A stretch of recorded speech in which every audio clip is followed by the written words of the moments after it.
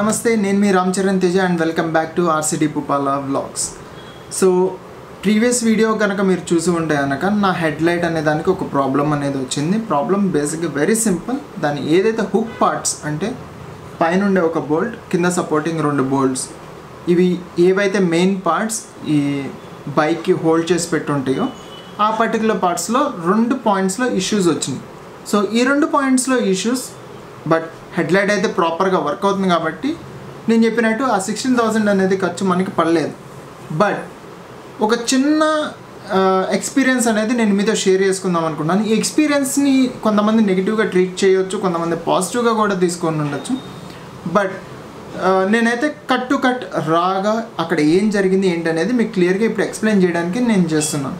బేసిక్గా ఇది యాక్చువల్గా మోటో వ్లాగ్ చేశాను, లైక్ బైక్ మీద వెళ్ళాను, ప్రాపర్గా వ్లాగ్ చేశాను, అంతా అయింది. కానీ సమ్వేర్ నాకు ఎందుకు అనిపించింది ఆ టైం డ్యూరేషన్ అనేది మరీ హెవీగా ఉంది. అండ్ ఆల్సో నేను ప్రతి వ్లాగ్లో చూపించే అదే kind of KBR park road అక్కడికి వెళ్తున్నాను. సో ఇదంతా అనవసరం అన్న ఫీలింగ్ అనేది నా మైండ్లో జనరేట్ అయింది అనమాట. సో అందుకోసమే నేను కట్ షార్ట్గా ఈ వీడియోని క్రియేట్ చేస్తున్నాను. So without wasting any more time, let's get it started. So very first thing, ఇందాక అన్నట్టుగానే ఎస్, నా హెడ్లైట్కి ఆ పర్టికులర్ పార్ట్స్లో ఇష్యూస్ వచ్చినాయి. సో ఫస్ట్ నేను మన బంజారా హిల్స్ KTM సెంటర్కి తీసుకెళ్ళాను, సర్వీస్ సెంటర్కి తీసుకెళ్ళాను అనమాట. తీసుకెళ్ళినప్పుడు అక్కడ ఒక టెక్నీషియన్ ఉన్నారు. టెక్నీషియన్ ఇన్ ద సెన్స్ బేసిక్గా 2-3 మెకానిక్స్ ఉంటారు ప్రతి సర్వీస్ సెంటర్కి, అండ్ ఒక సీనియర్ టెక్నీషియన్ ఉంటారు అనమాట. ఈ సీనియర్ టెక్నీషియన్ ఎందుకు ఉంటారంటే అబౌవ్ ది లెవెల్ లైక్ 390 ఈ సీసీ బైక్స్ అన్నీ KTMలో ఈ బైక్స్ అన్నీ బేసిక్గా ఒక సీనియర్ టెక్నీషియన్ డీల్ చేస్తారు. ఎందుకు డీల్ చేస్తారంటే వీటిలో వచ్చే కొన్ని పవర్ పార్ట్స్ కానీ లేకపోతే ఎలక్ట్రానిక్ పార్ట్స్ కానీ అండ్ వైరింగ్ కానీ కొంచెం కాంప్లికేటెడ్గా ఉంటుందని చెప్పి వాళ్ళని అరేంజ్ చేస్తారు. సో పర్టికులర్గా ఈ సీనియర్ టెక్నీషియన్కి నేను ఆ రోజు వెళ్ళి చూపించడం జరిగింది. నేమ్ అనేది అనవసరం ప్రస్తుతానికి. సో ఆ పర్టికులర్ టెక్నీషియన్కి చూపించినప్పుడు ఎస్, ఆ పవర్ పార్ట్ అనేది ఆ పర్టికులర్ పార్ట్స్ అనేవి మన దగ్గర అవైలబుల్గా ఉన్నాయి. బట్ ఈ హెడ్లైట్ మొత్తాన్ని ఇప్పదీసి మళ్ళీ బిగించాలి అంటే it takes a lot of time. So ఇవాళ కాదు అన్నారు. ఇవాళ కాదు అని అనడానికి కూడా వాళ్ళ దగ్గర ప్రాపర్ రీజన్ ఉంది. ఎందుకంటే నేను ఆల్మోస్ట్ లైక్ 3 or 4 o'clock ఆ టైంకి వెళ్ళాను. సో 3-4లో వెళ్ళాను కాబట్టి అది ఆల్మోస్ట్ ఆ హెడ్లైట్ని మొత్తం ఆ క్రాంక్ నుంచి తీసేసి మళ్ళీ అగైన్ ఫిక్స్ చేయాలి అంటే ఇట్ ఆల్మోస్ట్ టేక్స్ గంట నుంచి ఒక 2 గంటల వరకు టైం పట్టే ఛాన్స్ ఉంది. అంటే అది వాళ్ళ మినిమల్ ఎక్స్పెక్టేషన్ అనమాట. బట్ నా హెడ్లైట్ దానిలో పైన బోల్ట్కి ఒక చిన్న ఇష్యూ ఉందన్నమాట.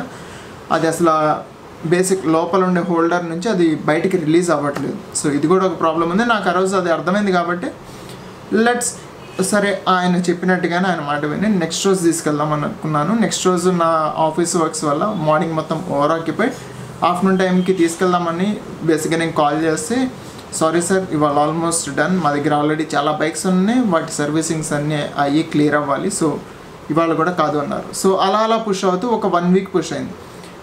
1 week తర్వాత అగైన్ నేను కాల్ చేస్తే ఒకసారి బండి తీసుకురండి అని చెప్పన్నారు. సరే తీసుకెళ్ళాను. తీసుకెళ్ళేసరికి నాకు షాకింగ్ ఏమైంది అంటే, సో ఆ సీనియర్ టెక్నీషియన్ అనే అతను అక్కడ అవైలబుల్గా లేరు because of his health issues.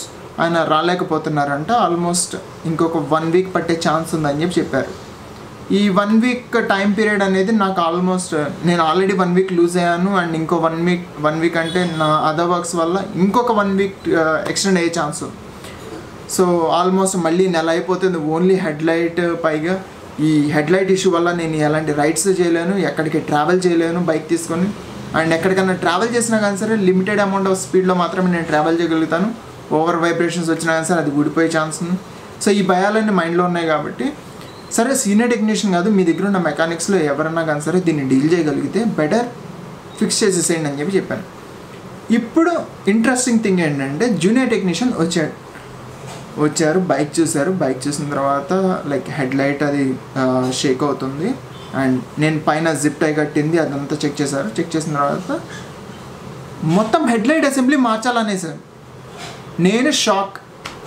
అంతా ఇంత కూడా కాదు, లిటరల్లీ నాకైతే అసలు హెడ్లైట్ అసెంబ్లీ ఎందుకు మార్చాలి అనే క్వశ్చన్ అసలు ఒక ఏమంటారు థార్ హెల్మెట్తో కొట్టిన ఫీలింగ్ లాగా వచ్చిందనమాట. పైన స్క్రూ, కింద 2 బ్రాకెట్స్ అన్న. బ్రాకెట్స్ అయితే కంప్లీట్, ఇటు సైడ్ది కంప్లీట్ ఇరిగిపోయింది, అసలు ప్లేసే లేదు. అసెంబ్లీ వేసుకోవాలి. నాకు ఫస్ట్ సర్కాయించింది, గట్టిగా అడుగుదామని చెప్పి అనుకున్నాను. బట్ సరే ఫైన్, ఫస్ట్ ఆఫ్ ఆల్ మాట్లాడిన తర్వాత చూద్దాం అనుకున్నాను.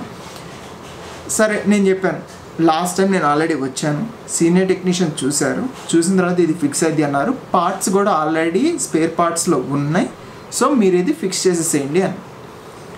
ఓకే అవునా, అయితే చెప్పారా, సరే అయితే వేసేసేస్తాను, బట్ గోయింగ్ మళ్ళీ తర్వాత ఫ్యూచర్లో మీకు ఇబ్బంది అయిద్దేమో అని చెప్పి నేను మొత్తం మార్చుదామని చెప్పి అనుకున్నాను. అంటే అమ్మ పెద్ద సున్నం వేసేవాడు లిటరల్గా బయటపడ్డాను రా నాయన అన్న ఫీలింగ్ వచ్చింది. ఎందుకంటే ఇది అంతా ఇంత మ్యాటర్ కాదు, లిటరల్లీ 16,000 to 20,000. సరే బండి ఇక్కడ పెట్టేసాలండి, మెకానిక్ చేసి పెడతారన్నారు. నేను ఆ పర్టికులర్ పర్సన్ ఎవరైతే వెహికల్ని తీసుకున్నారో అతనికి చెప్పాను అనమాట, బ్రో మీరు వెహికల్ తీసుకుంటున్నారు, but service I mean technician మొత్తం హ్యాండిల్ చేయడానికి ఒక 2 hours పట్టిద్ది అంటున్నారు. సో వన్స్ వాళ్ళు హ్యాండిల్ చేయడం మొదలు పెట్టే ముందు నాకు ఒకసారి కాల్ చేయండి, నేను వస్తాను, నేను కూడా ఒకసారి చూసుకుంటాను అని చెప్పంటే సరే ఫైన్ అన్నారు. నేను ఇంటికి వచ్చేసాను. ఇంటికి వచ్చి ఒక మీటింగ్ అటెండ్ అవ్వాల్సి వచ్చింది, ఆఫీస్ మీటింగ్ అయిపోయిన తర్వాత నాకు ఒక మిస్డ్ కాల్ అయిపోయేసరికి నా ఫోన్లో ఒక మిస్డ్ కాల్ ఉంది. ఇది టెక్నీషియన్ దగ్గర నుంచే, సర్వీస్ స్టేషన్ నుంచే వచ్చింది. సరే నేను మళ్ళీ కాల్ బ్యాక్ చేశాను, no response, again call back, no response, ఇలా 2-3 call backs, no response. Fine, maximum నేను ఎక్స్పెక్ట్ చేశాను అనమాట, మోస్ట్లీ అవైలబుల్గా ఉండకపోవచ్చు, లేదా ఫోన్ పక్కన పట్టేసి తను ఎటైనా వెళ్ళి ఉండొచ్చు, నాట్ ఏ ప్రాబ్లం అనుకున్నాను. మేబీ వర్క్ స్టార్ట్ చేసేసి ఉంటారులే. మ్యాక్సిమం మనకి కొంచెం ట్రస్టెడ్ సోర్సే బంజారా హిల్స్ కేటీఎం అంటే. అంతకుముందు ప్రీవియస్లీ దాని మీద కొంచెం బ్యాడ్ రివ్యూస్ ఉన్నా కానీ సరే, ప్రజెంట్ ఉన్న బంజారా హిల్స్ కేటీఎం మీద అయితే కొంచెం నమ్మకం ఉంది, అండ్ ఆల్సో గుడ్ సర్వీస్ అన్న ఒపీనియన్ కూడా ఒకటి ఉందన్నమాట. సో వీటన్నిటి కన్సిడర్ చేసుకొని ఫైన్ వాళ్ళని వర్క్ అయితే చేయించేసేద్దాం, మనం వెళ్ళి లాస్ట్లో చూసుకుందాం అని చెప్పి అనుకున్నాను. ఫన్నీయెస్ట్ థింగ్ ఏంటంటే, హెడ్లైట్ అసెంబ్లీ నేను వెళ్ళేసరికి వాళ్ళు సర్వీస్ అయిపోయింది అని చెప్పిన తర్వాత నేను వెళ్ళిన తర్వాత మొత్తం బండి చూసుకున్నాను, హెడ్లైట్ ఊగుతుందా లేదా అని చెప్పి మేజర్గా చెక్ చేసుకుంటే ఏమీ లేదు. ఒకసారి రౌండ్ వేసి వచ్చాను, లైక్ ఒకసారి చెక్ చేస్తే మొత్తం బండి మొత్తం కూడా సూపర్బ్లీ డన్, వర్క్ అయితే సూపర్బ్లీ డన్. అమ్మయ్య అనుకున్నాను, maximum all good. Only thing tyre pressure ఒకటి చెక్ చేసుకోవాలి, అది మనం బయటకు వెళ్ళి చేసుకోవచ్చు, వీళ్ళు చేసేది ఏం లేదు కదా అని చెప్పేసి ఫైన్ డన్. పేమెంట్ దగ్గరికి వెళ్ళాను, వాళ్ళు చెప్పిన amount somewhere around approximately 300 rupees. 300 rupees very cheap, ఎందుకంటే నేను ఎక్స్పెక్ట్ చేసిన ఆల్మోస్ట్ 2,000 అన్న అయిద్దేమో అని ఎక్స్పెక్ట్ చేశాను. సో 300 రూపీసే కదా అని పే చేశాను. బిల్లు నేను అక్కడ చూసుకోలేదు, నేను చేసిన ఫస్ట్ బిల్లు నేను అక్కడ చూసుకోలేదు. నేనేమనుకుంటున్నానంటే వాళ్ళు పైన కొత్త బోల్ట్ వేసి ఉంటారు విత్ స్ప్రింగ్, కింద హుక్ ఆ పార్ట్ మొత్తం వేసి ఉంటారని చెప్పి నేను నా మైండ్లో వాళ్ళ మీద ఫుల్ ట్రస్ట్తో నేను నమ్మేశాను అనమాట. నమ్మేసిన తర్వాత వాళ్ళు బిల్ ఇచ్చిన తర్వాత కూడా జస్ట్ అది మడత వేసి పాకెట్లో పెట్టుకొని వచ్చేసిన తర్వాత ఇంటికి వచ్చిన తర్వాత చూస్తే ఆ బిల్లో ఒక్కటే spare part costing 40 rupees. 40 rupees ఒకటే స్పేర్ పార్ట్, అది కూడా కింద నేను చెప్పాను కదా 2 హోల్స్ ఉంటాయని, అయితే ఫస్ట్ హోల్డ్లో ఉండే బుష్ ఏదైతే ప్లాస్టిక్ హోల్డర్ లాగా ఆర్ దాన్ని ఏమంటారు కరెక్ట్గా వర్డ్ గుర్తొస్తలేదు కానీ అది ఒక బ్లాక్ కలర్ ప్లాస్టిక్ పీస్ అనుకోండి. సో ఈ ప్లాస్టిక్ పార్ట్ వరకు వాళ్ళు వేశారు, పైన బోల్ట్ తీసేసారో మరి అక్కడి నుంచే హెడ్లైట్ని వెనక్కి పుష్ చేసేసారో ఎగ్జాక్ట్గా అయితే నాకు తెలియదు. మొత్తానికి అది హెడ్లైట్ హోల్డర్ పార్ట్ అయితే ఆ బోల్ట్లోకి వెళ్ళిపోయింది, ఫిక్స్ అయ్యి ఉంది. సరే ఫైన్, అదైతే బెస్టే. కాకపోతే ఆ ఎక్స్ట్రా స్పేర్ పార్ట్ అనేది వేస్తే that would be far better.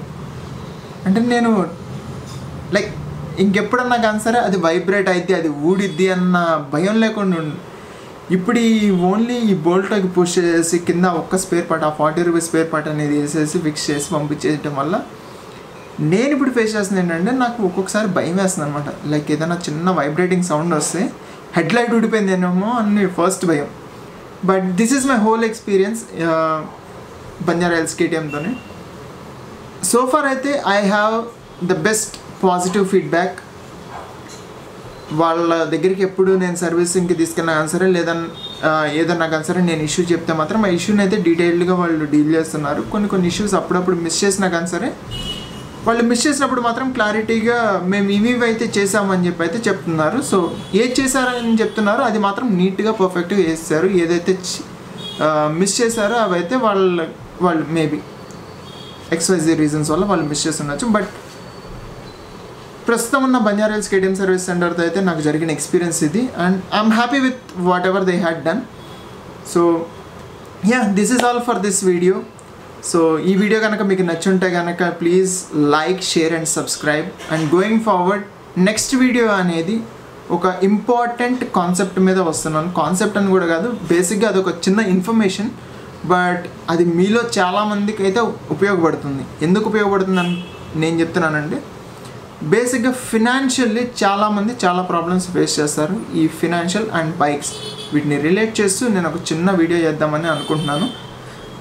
So that's it for today's video. It's RCT Puppala signing off. Thank you. Have a great day.